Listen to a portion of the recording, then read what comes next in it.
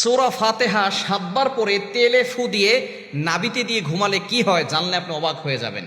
সূরা ফাতিহার ভিতরে কিন্তু শেফা রয়েছে। আল্লাহ পাক রব্বুল আলামিন এই কোরআনুল কারীমের ভিতরে শেফা দিয়ে দিয়েছেন। আল্লাহ পাক রব্বুল আলামিন নিজেই বলে দিয়েছেন ১৫ নম্বর পারা ৯ নম্বর পৃষ্ঠার ২ নম্বর লাইন সূরা বানী ইসরাঈলের 82 নম্বর আয়াতে আল্লাহ বলছেন, ওয়ানুনাজ্জিলু মিনাল কুরআনি মা হুয়া শিফাউন ওয়া রাহমাতুল লিল মুমিনিন।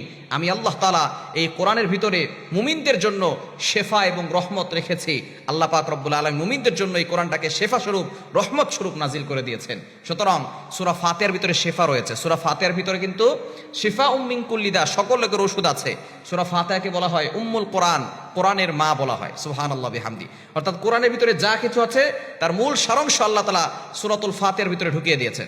সূরা ফাতিহার ভিতরে অনেক শেফা রয়েছে। এবং তেল খুবই গুরুত্বপূর্ণ একটি বিষয়।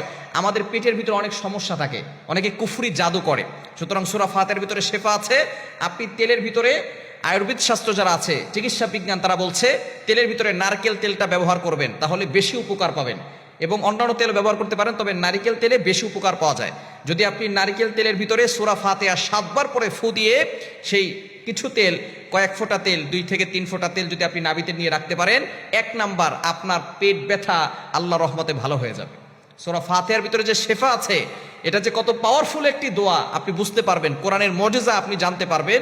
ইয়াকিনের সাথে, বিশ্বাসের সাথে আপনি আমল করে দেখবেন যে সূরা ফাতিহা ৭ বার পরে আউযুবিল্লাহ বিসমিল্লাহ সহকারে ৭ বার পরে তেলে ফু দিবেন, ওই তেলটা নাভিতে রেখে ঘুমাবেন, দেখবেন আপনার পেট ব্যথা থাকলে পেট ব্যথা ভালো হয়ে যাবে। শুধু তাই নয়, আপনার নাভিতে যে ময়লা আছে ময়লাগুলো বের হয়ে যাবে এবং আপনার হজম শক্তি বৃদ্ধি পাবে। হজম শক্তি, যাদের হজম শক্তি কম, হজম শক্তি যদি কম হয় তাহলে কিন্তু আস্তে আস্তে খাবারগুলো ভিতরে গিয়ে আস্তে আস্তে শরীর কষা হয়ে যায়। শেষ পর্যন্ত কিন্তু পায়খানার রাস্তা দিয়ে অনেকের রক্ত বের হয় এবং পাইলসের সমস্যা হয়ে যায়। পরবর্তী সময় অপারেশন ছাড়া কিন্তু কোনো উপায় থাকে না।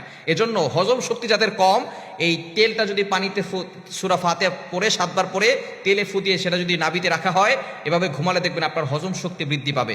সুতরাং পেটের ব্যথা দূর হবে, ময়লা দূর হবে, হজম শক্তি বৃদ্ধি পাবে। শুধু তাই নয়, আল্লাহ পাক রব্বুল আলামিন আরো বড় ধরনের রোগ থেকে আপনাকে হেফাজত করবেন। এজন্য এই সূরা ফাতিহার ভিতরে শেফা রয়েছে। এটা পরে আপনি ফু দিয়ে আপনি এভাবে আমল করে কয়েকদিনের ভিতরে আপনি ফলাফল পেতে পারবেন। সূরা ফাতিহার ভিতরে অনেক শেফা রয়েছে। নবীজি সাল্লাল্লাহু আলাইহি ওয়াসাল্লাম নিজে জানিয়ে দিয়েছেন। নবীজি সাল্লাল্লাহু আলাইহি ওয়াসাল্লামকে একবার বিচ্ছু কামড় দিয়েছে। নবীজি সাল্লাল্লাহু আলাইহি ওয়াসাল্লাম আম্মাজান আয়েশা রাদিয়াল্লাহু তাআলা আনহা লবণ পানি ঢালছেন আর নবী সাল্লাল্লাহু আলাইহি ওয়াসাল্লাম সূরা ফাতিহা পড়েছেন, সূরা ফালাক, সূরা নাস পড়ে ফু দিয়েছেন। ফু দেওয়া শেষ, পানি ঢালাও শেষ, নবীজি সাল্লাল্লাহু আলাইহি ওয়াসাল্লামের হাত একেবারে সুস্থ হয়ে গেছে, ব্যথা দূর হয়ে গেছে।